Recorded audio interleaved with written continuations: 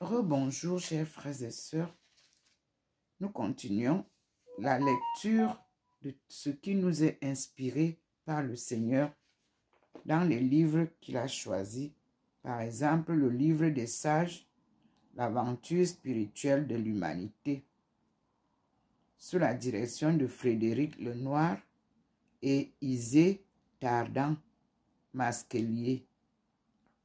Nous avons à la page 670 Jacob Bohème et Angelus Silesius. Ces textes sont repris dans plusieurs autres livres, mais je préfère lire celui-ci. Et je cite, et je remercie tous ceux qui ont produit ces informations, parce qu'elles sont collectées dans plusieurs secteurs de l'aventure spirituelle de l'humanité. Jacob Bohème et Angelus Silesius. Il est dit, Jacob Bohème disait n'être qu'un homme simple et naïf et qu'un outil fort médiocre, entre guillemets, outil fort médiocre, vibrant au gré de l'Esprit Saint. L'écart est, il est vrai, immense entre cette vie, somme toute banale, à l'apprentissage, mariage, négoce et voyages divers, et la luxuriance d'une aventure spirituelle à nul autre pareil. Tel était d'ailleurs à ses yeux le lot humain, devoir porter le lourd fardeau des tâches mondaines tout en laissant croître en soi, entre guillemets, ce noble arbre à perles qu'est Christ, fermez les guillemets, point. Aussi le verdoiement de l'homme intérieur ne transparaît-il guère dans le portrait que broussa du cordonnier Théosophe, son disciple, ami biographe Abraham von Falkenberg. 2 points. Sa taille intérieure fut caduque et petite. Il avait l'air ordinaire, le front bas, les tempes élevées, le nez un peu aquilin, les yeux gris tirant sur le bleu du ciel brillant. Une barbe courte et mince, une voix dure et cependant agréable, point fermé les guillemets.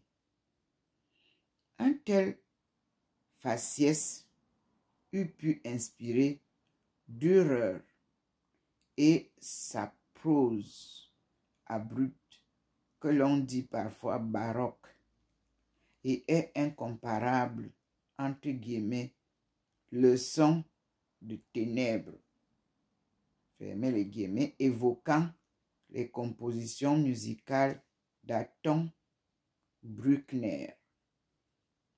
Point. Ni simple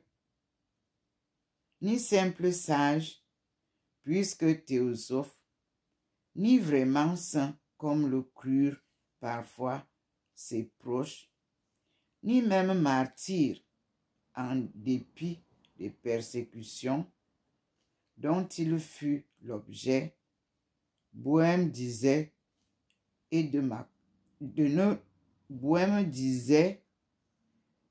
ne vouloir ni prêcher ni enseigner. 2 points. Ouvrez les guillemets, je cite. Je ne fais que rendre compte de mon don et de ma connaissance, de la manière dont je les ai acquis. Point. Fermez les guillemets. Effectivement, comme moi, je ne fais que rendre compte de mon don et de ma connaissance de la manière dont je les acquiers. Parce que je continue à les acquérir.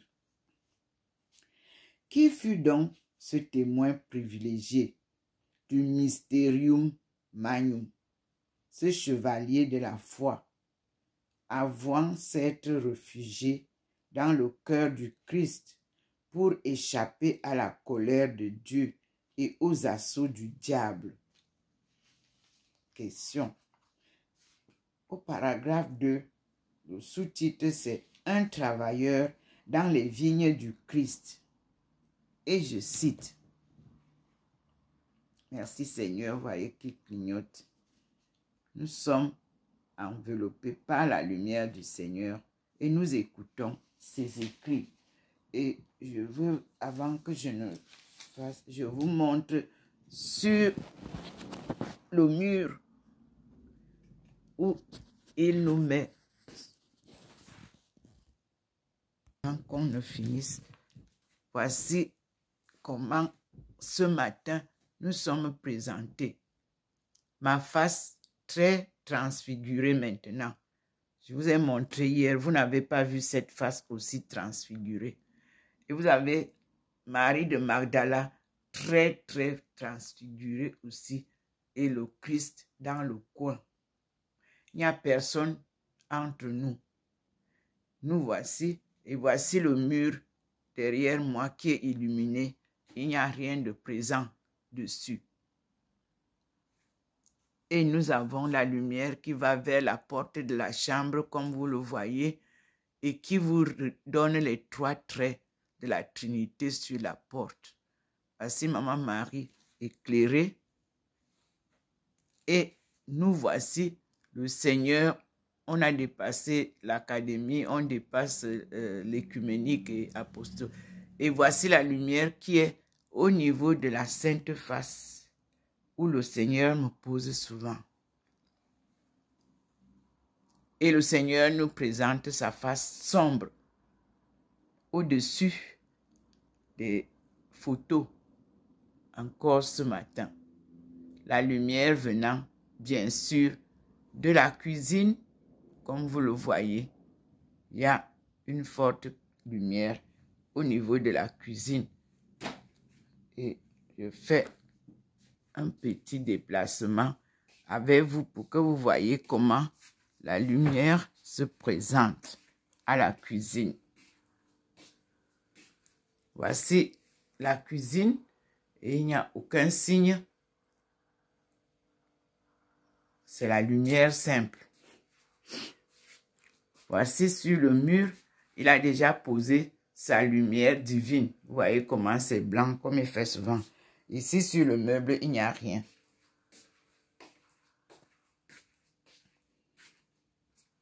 Ici, il a posé sa lumière à côté du Christ qui nous dit, crois au Seigneur et tu seras sauvé.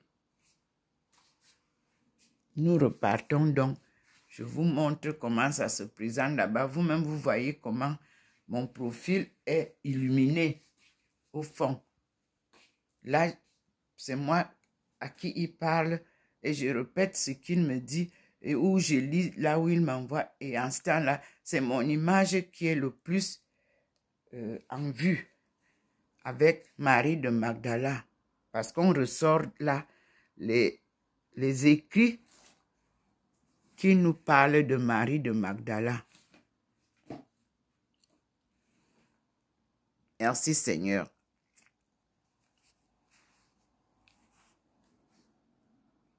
Et je tourne, voici devant vous.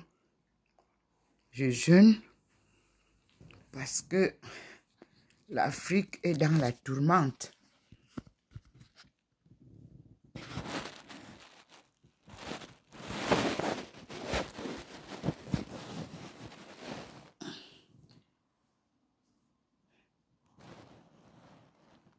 Merci Seigneur.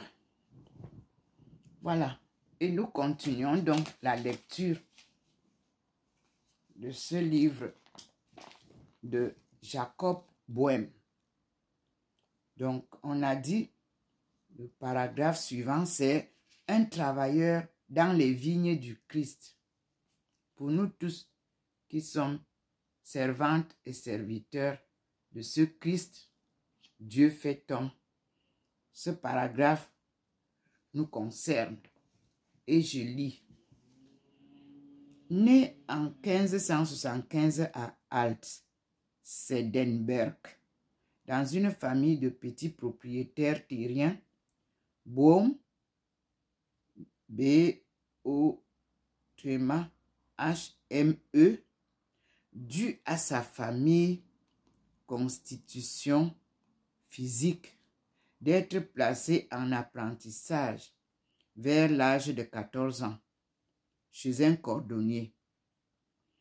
Sans doute effectua-t-il après 3 années le traditionnel voyage de compagnon. Il revint en tout cas à Gorlitz en 1599 et s'y maria avec la vertueuse vierge, entre guillemets, vertueuse vierge, Catherine Kunzmann, fille de boucher, entre parenthèses, dont il eut 4 fils, et s'y installa comme maître cordonnier jusqu'en 1613, où il vendit son établi. L'année précédente avait, il est vrai, été marquée par l'écriture de l'aurore naissante dont les copies allaient bientôt circuler, déchaînant les foudres des autorités luthériennes en la personne de Gregorius Richter. Boehme créa alors avec sa femme un petit commerce de fils qui le conduisit à voyager dans une Europe meurtrie par la guerre de 30 ans. Ouvrez les guillemets, et je cite, « Mon unique tâche actuelle consiste à pourvoir à la substance du corps terrestre, à celle de ma femme et des enfants, tout en m'efforçant, dans la mesure du possible, de faire passer les cieux avant le reste. » Fermez les guillemets, virgule.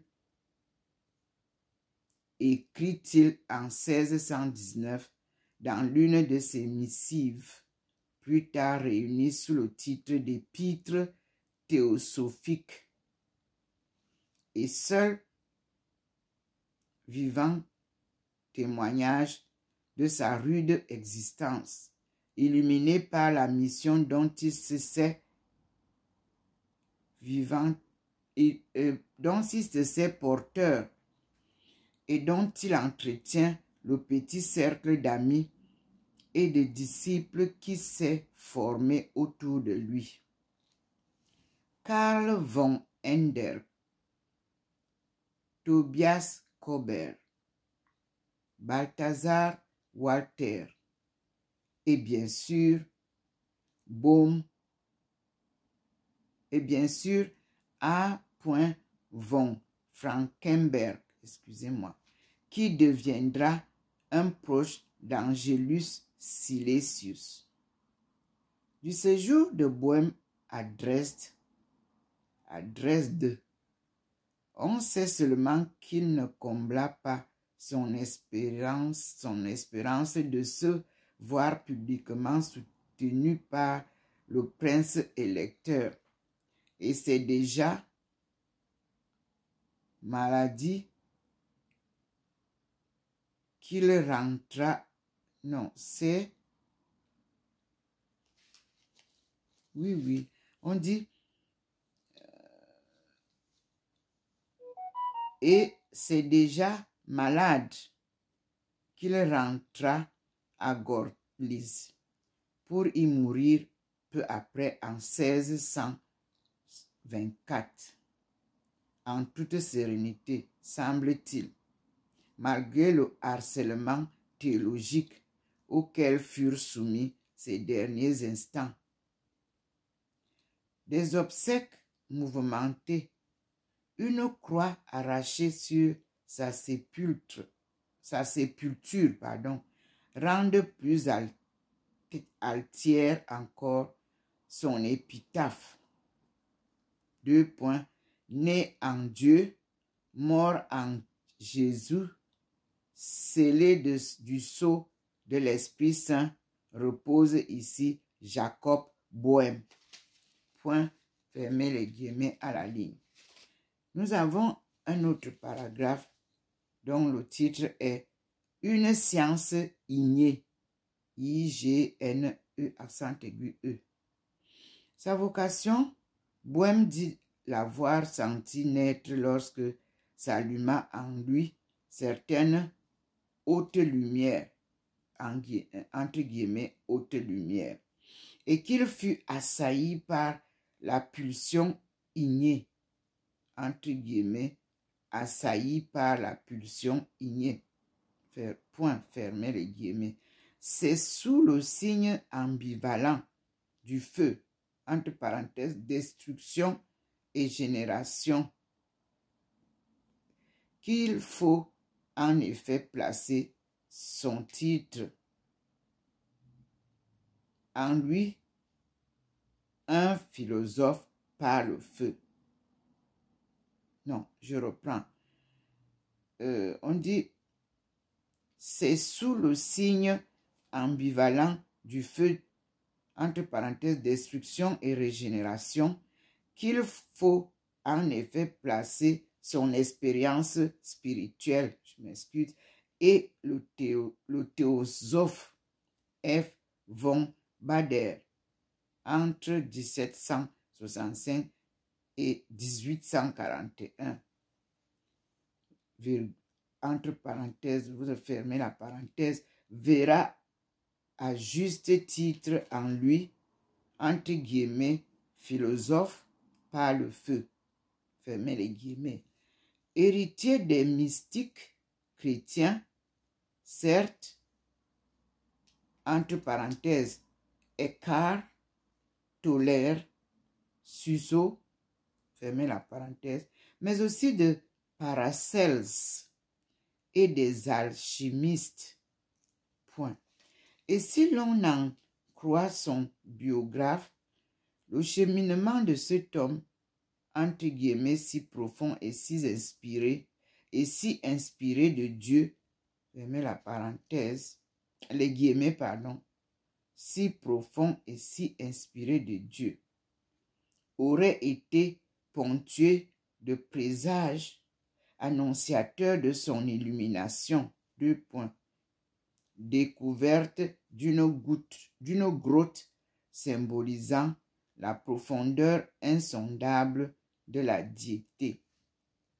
Visite d'un inconnu lui annonçant quel rayonnement serait celui de ses écrits et surtout éveil subi en 1600, c'est-à-dire 1600, devant un vase d'étain dont l'éclat agréable, jovial,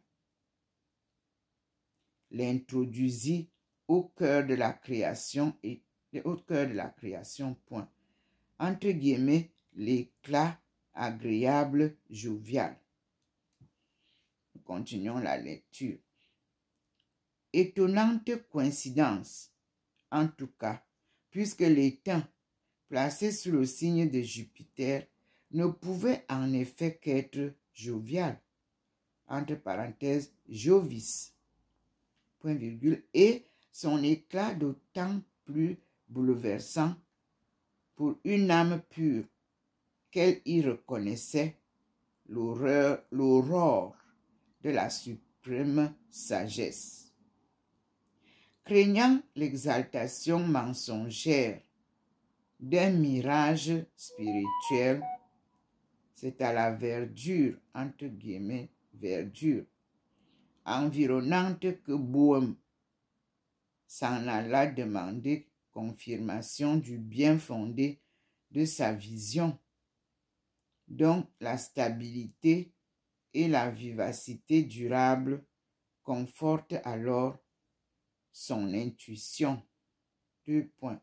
Il a bien vu l'essence de tout vivacité durable conforte.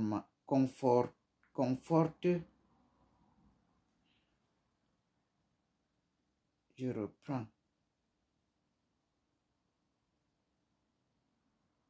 Dont la stabilité et la vivacité durable confortent alors son intuition. 2 points. Il a bien vu, entre guillemets, l'essence de tous les êtres, le fondement et le néant.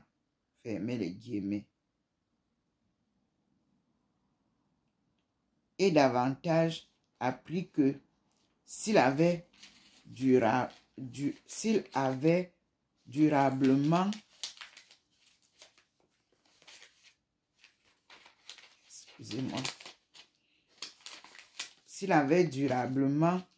fréquenté l'université. Il faut que je comprenne bien. Je reprends. La phrase dit, il a bien vu, entre guillemets, l'essence de tous les êtres, le fondement et le néant, fermez les guillemets, et davantage appris que s'il avait durablement fréquenté l'université. Ok. Des années seront par contre nécessaires pour que se dissipe la mélancolie née de la contemplation du grand abîme du monde, entre guillemets, grand abîme du monde, où s'effondre, où s'affrontent, virgule, sans loi apparente, des forces opposées. Point. La brèche ouverte ce jour-là ne devait plus se refermer, ni la source esprit se tarir. Et c'est vers les jours-là, c'est vers les prairies et les arbres qu'il conseille aux hommes spirituellement aveugles de se tourner, afin d'y déceler la présence de l'impulsion créatrice commune à la vie naturelle et suprasensuelle, et le secret d'une verdeur, entre guillemets, verdeur, traduit vériditas, qui deviendra le maître mot de son message spirituel. 2 points. Réapprenez à, entre guillemets, verdoyer en Dieu. Fermez les guillemets. Mais c'est en homme ordinaire et non en mystique stigmatisé qu'il continuera à remplir ses devoirs de citoyen, d'époux et de père. Sommet de ne plus écrire par Richter, qui le soupçonne d'hérésie et l'accuse de troubler l'ordre public par sa croyance enthousiaste, Bohème observe alors un douloureux, entre guillemets, sabbat de sa croyance enthousiaste. Bohème observe alors un douloureux sabbat de 7 ans, au terme duquel il décide de ne plus, entre guillemets, cacher la lumière sous le boisseau, fermez les guillemets, virgule, et de braver l'interdit. Verront alors le jour, à un rythme impressionnant, ses œuvres majeures. 2 points. Des 3 principes en 1619, Les réponses aux 40 questions sur l'âme en 1620. De la signature des choses en 1621. Mysterium Magnum en 1623. C'est une trentaine d'ouvrages et opuscules divers qu'il laisse à sa mort, dispersés par des fortunes diverses, puis rassemblés en 1682 par son premier éditeur, J. G. Gichtel, entre 1638 et 1710. Fermez la parenthèse, point à la ligne. Un autre paragraphe. Renaître pour connaître. Nous sommes là à l'enseignement divin. Des persécutions qui le frappent et dont il déplorait surtout les effets néfastes sur sa famille, Bohème retint qu'elles ont indirectement contribué à la diffusion de son œuvre. Aurait-il d'ailleurs pu obtempérer sans renier l'authenticité surnaturelle de son don et sans risquer de refermer le livre qui, disait-il, était soudainement ouvert en lui? Un livre qui n'est autre que l'homme lui-même, devenant conscient de sa noble ressemblance, entre guillemets, noble ressemblance, avec la déité. Et c'est pour garder mémoire de cette irrépressible germination intérieure qu'il prit la plume, ne voulant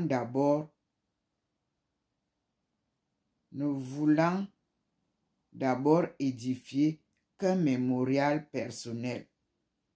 Sans doute, la réalité fut-elle plus complexe, et l'on voit dans ces dernières années Bohème collaborer activement à la diffusion semi-clandestine de ses écrits dont il ne comprenait pas toujours la théologie. Non, la condamnation, pardon, dont il ne comprenait pas toujours la condamnation. Qu'avait-il fait de mal, sinon tirer les hommes de leur sommeil théologique et les inciter à la pratique chrétienne de la seconde naissance? C'est la question qu'il pose. Quel méfait redouté de son dire, inintelligible pour quiconque n'aurait pas déjà trouvé le refuge en Christ. Cœur simple, il ne vit donc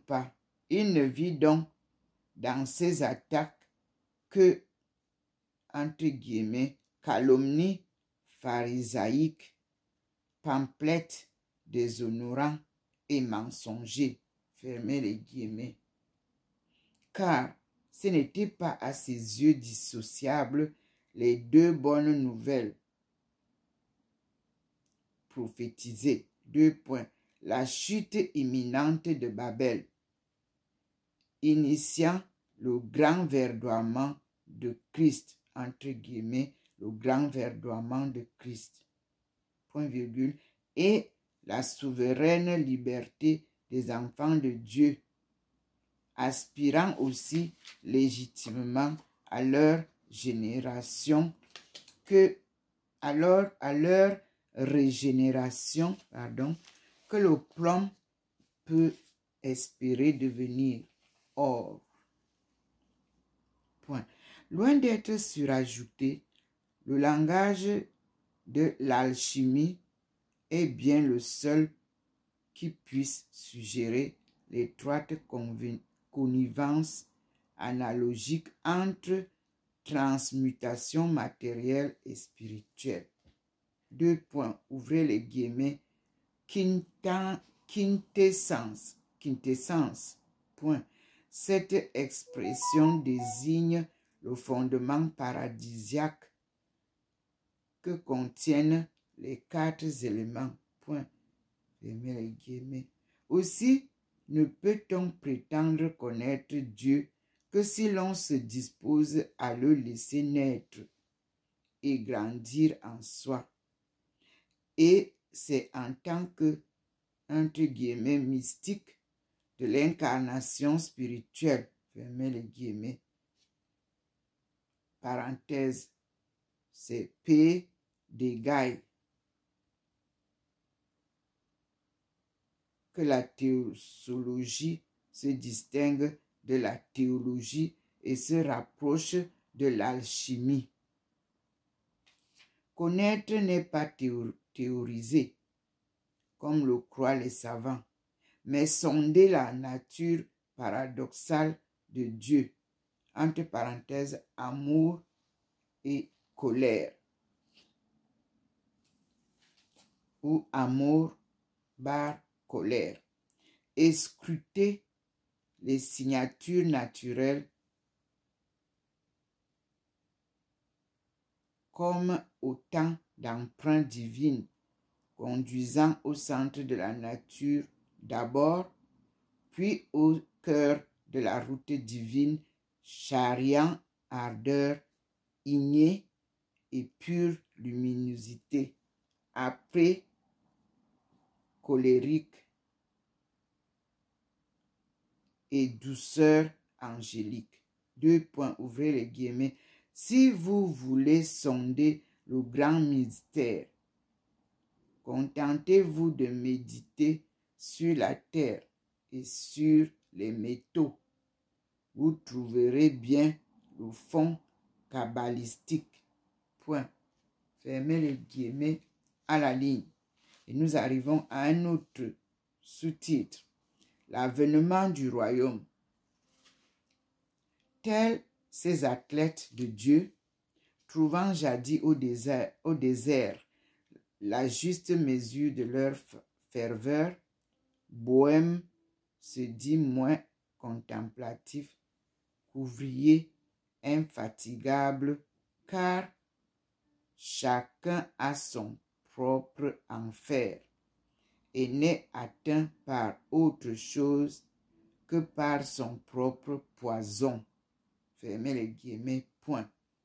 Vain s'avère donc tout savoir qui n'est pas l'antidote d'une telle corruption. Conscient de vivre dans un monde épineux et simiesque et dans un temps de gravité marqué par une attente apocalyptique, Bohème aurait pu n'être que piétiste si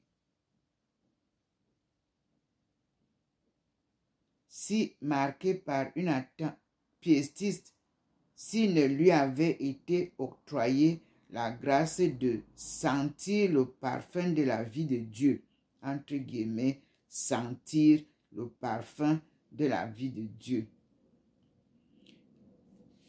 Un parfum de lys, fleur emblématique du royaume de Dieu annoncé par la grande réforme dont parlait déjà C. Schumkelfeld entre 1490 et 1561 et V. Weigel entre 1533 et 1588. C'est dans la langue de la nature qu'il dit devoir exprimer l'œuvre mystérieuse qui s'accomplit quand de la source angoisseuse, entre guillemets, renaît la vie. Deux points, ouvrez les guillemets. La vie précipitée perce au travers de la mort et fleurit au travers de la mort dans un autre monde et à une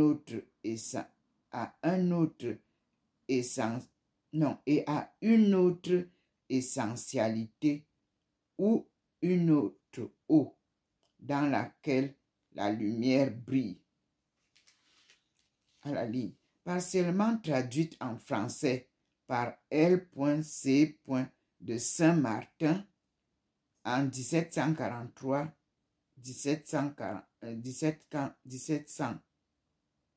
entre 1743 et 1803, sur qui elle eut une influence décisive, l'œuvre de Bohème fut l'astre dont la clarté nocturne irradia la méditation romantique sur la magie naturelle, entre parenthèses Novalis, tandis que les philosophes tentaient la conceptualisation du mouvement déjà dialectique propre au ternaire alchimique, entre parenthèses soufre plus sel plus mercure, fermez les parenthèses, si déterminant chez le teutonique, dès lors souvent qualifié par eux de Schwärmer, entre parenthèses, rêveur enthousiaste, fermez la parenthèse, point, demeurer pleinement barbare, pleinement barbare, entre guillemets. Au regard de cette exigence rationnelle, Bohème sut pourtant, selon Hegel, entre guillemets, introduire le monde intellectuel dans l'âme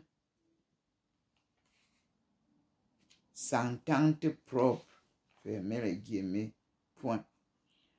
Admiratif dans cette nature théogonique, entre guillemets, Schelling crut pour sa part y reconnaître, entre guillemets, une apparition miraculeuse dans l'histoire de l'humanité, fermez les guillemets, point. Des disciples plus directement fidèles à son message, Bohème en est aussi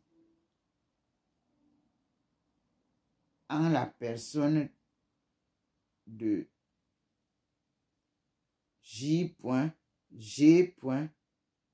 Gittel, entre parenthèses, Theosophia Practica de 1722, fondateur de la communauté des frères de la vie angélique, puis du théosophe F.G.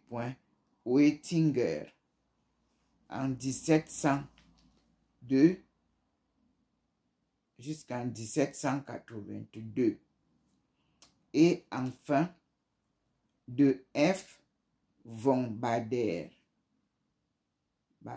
entre parenthèses, le Bohème redivivus, fermez les guillemets entre, vous fermez, Bohème redivivus, et fermez la parenthèse. Reconnaissant avoir été guidé, entre guillemets, vers les hauteurs lumineuses, fermez les guillemets, par le Teutonique, véritable réformateur de la science religieuse. Nourrissant l'exaltation réformatrice d'un Kuhlmann, entre parenthèses, brûlé vif à Moscou en 1689 pour propagation de l'hérésie, point d'exclamation, fermez la parenthèse, virgule, la pensée de Bohème inspira à J. Pordage, entre parenthèses, 1608-1680, la création de la secte des béhéméniste, devenue plus tard Société de Philadelphie, sous l'impulsion de la prophétesse J. Lead, L-E-A-D, fermez la parenthèse, à qui se joignit D.A. Frère entre 1649 et 1728. Autre talentueux admirateur avec W. Law, 1686-1761, de la théosophie bohémienne, dont on trouverait trace plus ou moins précieuses chez Newton, Milton, Black et C. G. Jung. Enfin, dont les réflexions sur la complexité de Dieu et de la sophiologie sont en partie redevables à la vision géniale, entre guillemets, de Bohème. Nous passons à un autre passage. Ange combattant, que nous allons lire avec une autre vidéo. Nous sommes arrivés à la page 676 du titre Jacob, Bohème et Angelus Celsius. Il dit de continuer et je continue. Un ange combattant, né l'année même où mourait ce dernier en 1624, Angelus Celsius, de son vrai nom, Johann Scheffer, dit avoir découvert la vérité,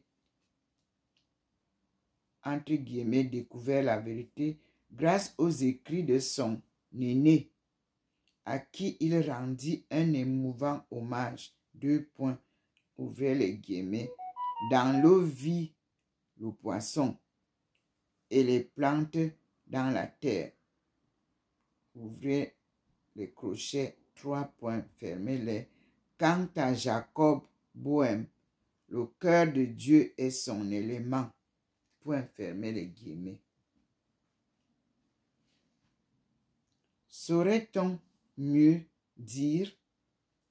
Très proches furent en effet leur vision du fondement de l'expérience spirituelle, et tout porte à rapprocher le renoncement à soi-même comme étant quelque chose, fermez les guillemets, de baume, des ferventes exhortations à l'abandon. Ici, ça me rappelle le message que j'ai eu à Paray-le-Monial où Jésus me disait abandon, abandon total à l'œuvre que je t'ai donnée. Donc, ici, c'est des ferventes exhortations à l'abandon, entre parenthèses, j'ai la sainte et à la déification, déesse, à la déification, entre parenthèses et entre guillemets, chacun doit être Christ, fermez les guillemets et la parenthèse, qui font également de Celsius le continuateur inspiré des mystiques rénants. Animé par ce désir de dépouillement, la vie temporelle de Celsius semble s'être effacée derrière son identification au pèlerin chérubinique paru en 1657. À la ligne. Issu d'une famille de dignitaires silésiens, son grand-père fut médecin à la cour de Rodolphe II à Prague, c'est à la médecine, au droit et à la philosophie que consacra la première partie de sa vie. Angelus. Tout surnommé ainsi par ses condisciples en raison de sa nature grave et mélancolique. Successivement étudiant à Strasbourg, à Lydde, à Padoue, il devint en 1649 médecin personnel du duc Ernst, auprès duquel il se fixa jusqu'en 1652, année où s'amorce sa conversion au catholicisme, qui devait le conduire à recevoir les ordres mineurs, 1654, jusqu'à sa mort en 1677. Le choix d'une vie sobre et retirée, dont l'évolution militante au service du catholicisme est perceptible dans le dernier livre du pèlerin. Je cite, « Nul n'est sage en Dieu qu'un chrétien catholique. » Fermez les guillemets. Chapitre 6, 253. C'est la note qui est donnée, la référence qui est donnée. À la ligne, errant ou pèlerin demeure difficilement traduisible le mot allemand Wandersmann et le type humain qu'il désigne, un marcheur, à n'en pas douter, dégagé de pesanteur de ce monde, mais par son errance aussi solidement ancré en terre qu'amantée par le ciel serein, ouvrez les guillemets.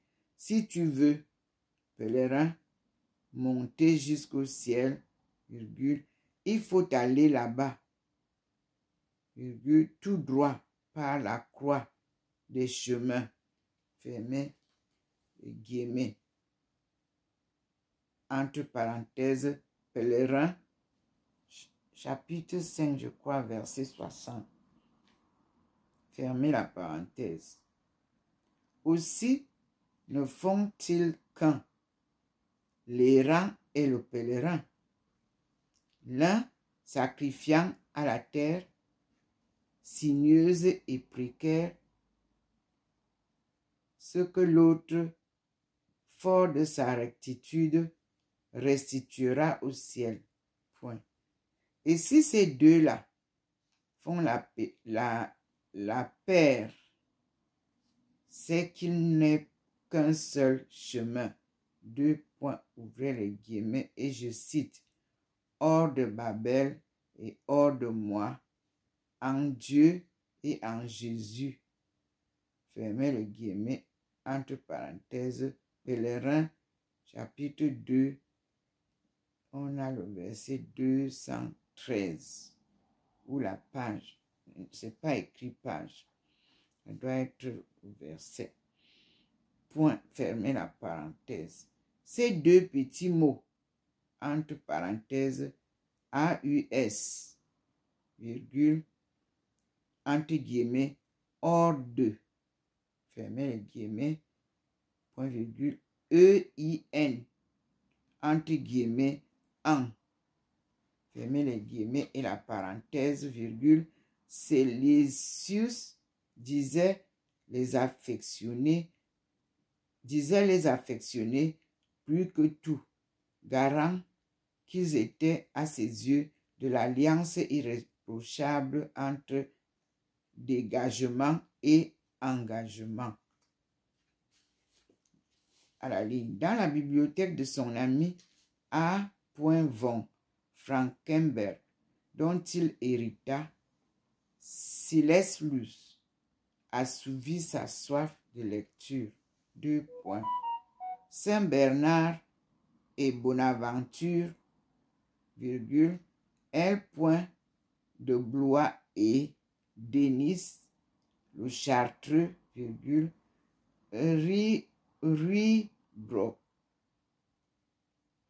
l'admirable, et les disciples de Maître Eckhart, que furent Toller et Sussot. 3 points de suspension. En bref, tous ceux qu'il nomme entre guillemets les maîtres de la sagesse mystique, fermez les guillemets, c'est d'ailleurs à l'éternelle sagesse de Dieu qu'est dédié le pèlerin. Donc, les gouttelettes, fermez les guillemets, tombées dans la source divine inépuisable devait inciter le lecteur à chercher Dieu caché en lui et sa sagesse divine et à contempler son visage de ses propres yeux. Fermez les guillemets, point.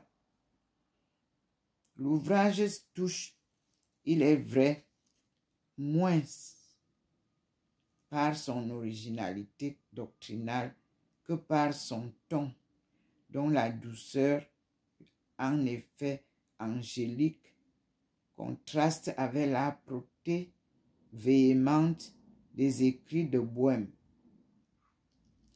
Tout ceci écoule sans heurte et s'épanouit dans une lumière quasi iconique. Point virgule.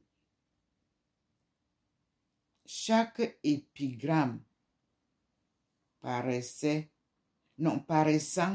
éclore sous les pas du pèlerin, puisse s'effacer devant la suivante dès qu'il a passé son chemin, laissant donc dans l'âme l'écho d'un émerveillement, d'une mise en garde, d'un commandement souvent, 2 points, ouvrez les guillemets, il faut laisser le quelque chose, fermez les guillemets, entre parenthèses, par pèlerin 1, verset 44.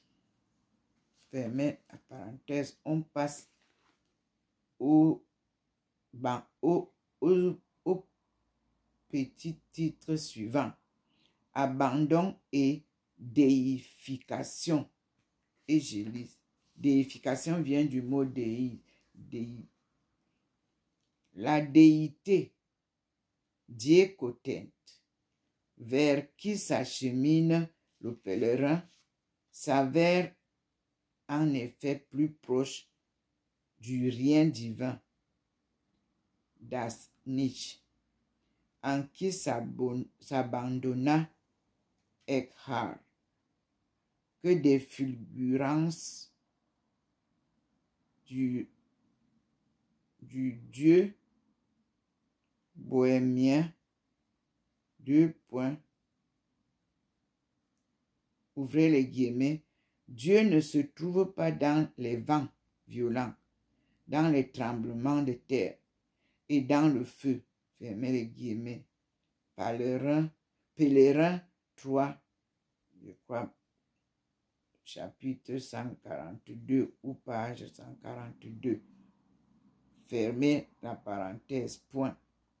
Patience, endurance et pauvreté spirituelle conduisent seule l'âme du pèlerin au fait de l'expérience mystique. 2 points.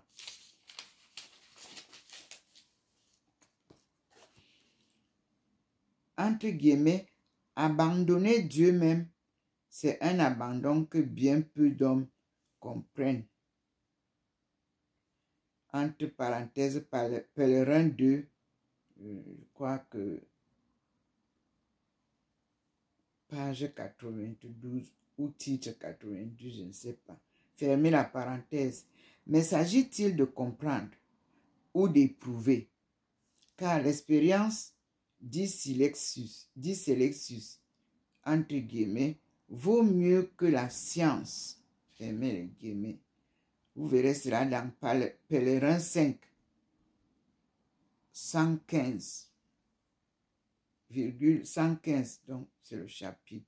Le Dieu qui verdoie dans un cœur ainsi purifié évacue de ses soucis temporels et formels, se découvre alors sans pourquoi,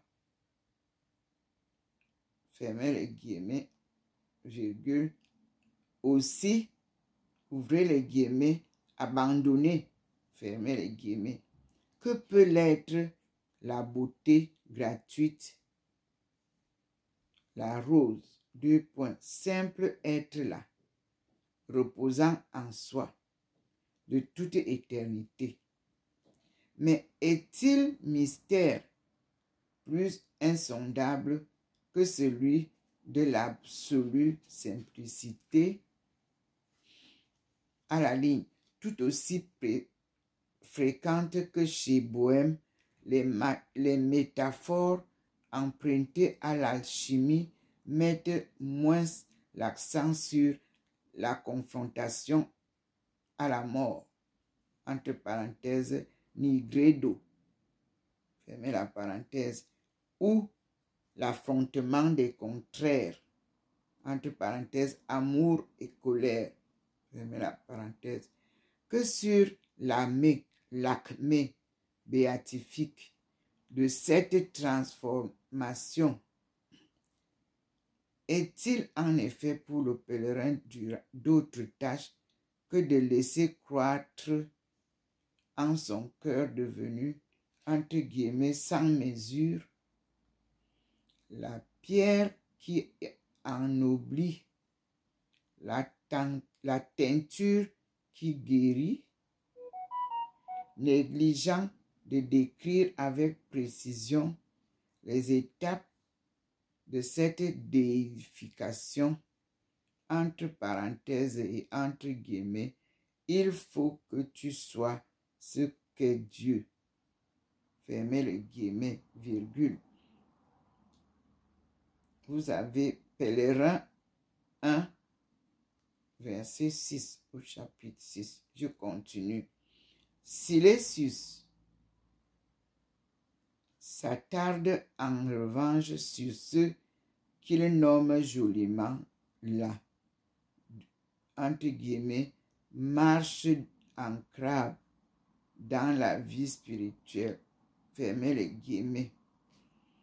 2 points. Grandir et reverdir là où l'on a consenti à s'abaisser. Sortir de soi pour entrer en Dieu et parvenir grâce à ce renversement inouï, ouvrez les guillemets, à l'équanimité, entre parenthèses, on encercle des mots qui sont tout est pareil, fermez les guillemets, et à la quiétude des âmes pacifiées, du point, ouvrez les guillemets, arrête l'inquiétude, et ce c'en est fait du temps, fermez les guillemets, c'est entre parenthèses, Pèlerin 1, vous avez le 131, je crois que c'est le numéro, je ne sais pas, 131, fermez la parenthèse, pas de précision. nous terminons par ce dernier paragraphe. Célébré comme un des leurs par les piétistes, entre parenthèses G. Arnold, fermez la parenthèse, qui contribuèrent à édulcorer son angélicité, admiré par les romantiques pour sa catholicité plus que pour son mysticisme. Silesius intéressa aussi les philosophes Leibniz et Schorfner, qui croyaient reconnaître en lui un penseur athée, car dégagé des formes de religiosité instituées. Point.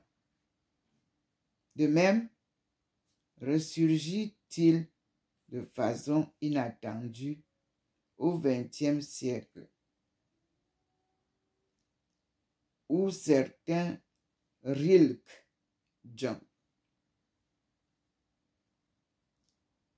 Hegebger tentent de redonner place au laisser-être au sein du travail de création et de pensée. Point final. Signé Françoise Bonnardel. Ici, nous avons la note qui nous renvoyait à la cité d'Angoulême. Point J. Point virgule. Confession, Paris, librairie Artem Fayard, de 1973, page 87. La biographie nous dit: Bohème J. Cahier de l'ermitisme, Paris, édition Albin Michel, 1977. Épître théosophique, tr.fr.b. Gorseillez, Monaco, édition du Rocher, 1980, de la signature des choses, tr.fr. P. Desgaillés, Paris, édition Grasset, en 1995. Le premier était édité en 1980, c'est-à-dire Épître théosophique. Puis nous avons Desgaillés, P. La naissance de Dieu ou la doctrine de Jacob Bohème, Paris, édition Albin Michel, 1985.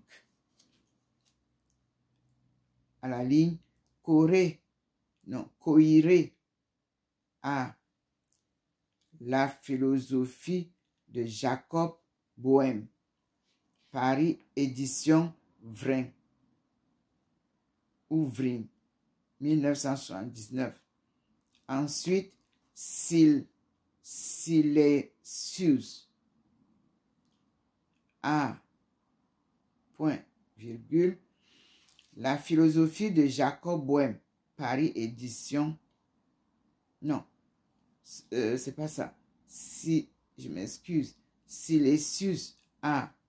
Le pèlerin chérubinique, entre parenthèses, Cherubinicher Wandermans, fermez la parenthèse, virgule, tr.fr.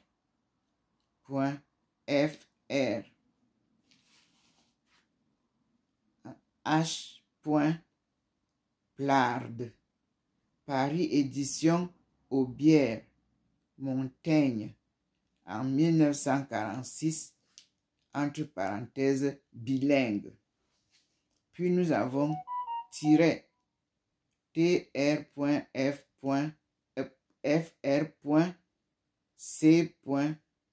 Jordans. Paris, édition du Cerf. Collection Sagesse chrétienne, 1994. Édition Albine, toujours. Michel. Colloque Spiritualité vivante de l'an 2000. Fin. Nous sommes à la page 677. Merci Seigneur pour cette lecture dont je vous montre ici le détail qui nous est donné de cette œuvre. Question. Qui sont ces maîtres de vie, ces sages, ces mystiques qui ont façonné l'aventure spirituelle de l'humanité? Première question. Deuxième question. Quels sont les grands textes qu'ils ont écrits ou suscités? Quelles sont les sources de leur inspiration? Puis, au deuxième paragraphe, il est dit du Bouddha à Thérèse d'Avila, de Sénèque à Gandhi, d'Ibn Arabi à Simone Weil, des sages égyptiens aux lamas tibétains contemporains, des maîtres du hassidisme aux gourous de l'Inde moderne. 3 points. Ce livre évoque d'abord l'expérience transformante des plus grandes figures spirituelles de l'histoire de l'humanité.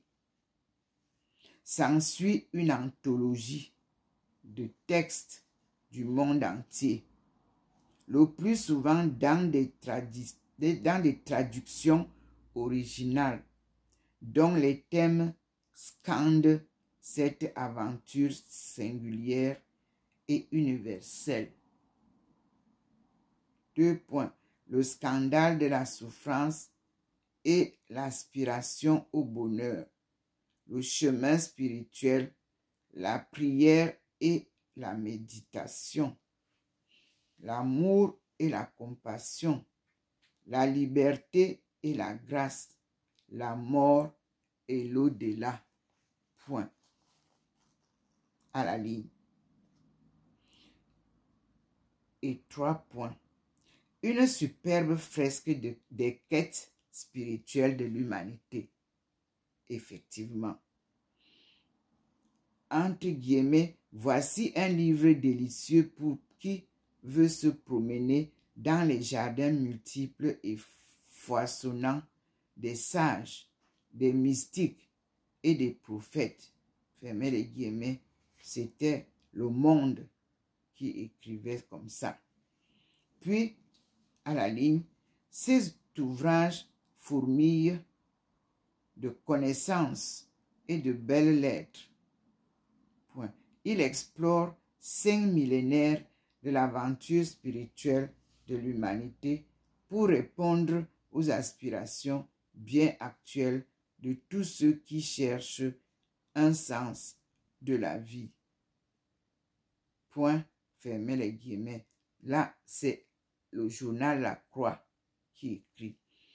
Puis, nous avons un autre, le Nouvel Observateur, qui dit une épopée de la quête, un échantillonnage de la grande bibliothèque des chercheurs absolus, un voyage à travers 5 millénaires de brûlante humanité avec ses héros, ses exploits, ses légendes. Une somme monumentale. Point. Fermez les guillemets. Comme je l'ai dit, c'est le Nouvel Observateur qui publie ça. Puis, nous avons un autre journal, La Vie, qui dit « Ce monstre sacré éditorial est à acquérir absolument pour prendre le temps de rêver, de prier, de faire le point sur ses connaissances. » Point. c'est le journal La Vie ou bien le mensuel. Je ne sais pas. Puis nous avons Elle, c'est aussi une publication, un journal, dit un voyage exceptionnel. Point. Fermez les guillemets. Et puis nous avons, on ouvre d'autres guillemets. C'est un immense travail de mémoire qu'ont effectué Issé Tardam, Masquelier et Frédéric Lenoir, avec l'aide de nombreux spécialistes. Une œuvre magistrale. Point. Fermez les guillemets. Psychologie, ce qui est écrit. C'est aussi une revue. Et là, nous allons arrêter ici pour nous référer à l'orientation de la voix divine, l'inspiration divine et sa lumière. Et nous lui disons merci à sa majesté, le Dieu Tout-Puissant, créateur du ciel et de la terre et de tout ce qui y vit, tant au ciel que sur la terre. Merci Seigneur, tu nous édifies, tu nous enseignes la vérité. Par ton Fils Jésus-Christ, nous te disons merci et par ces écritures que nous découvrons. À bientôt. Comme je vous l'ai toujours dit, je suis la servante du Seigneur et son peuple choisi. Bunti, devenu Buntu. Et je suis Ndomomelingi Thérèse, servante du Seigneur et son peuple. À lui la gloire pour les siècles des siècles. Amen.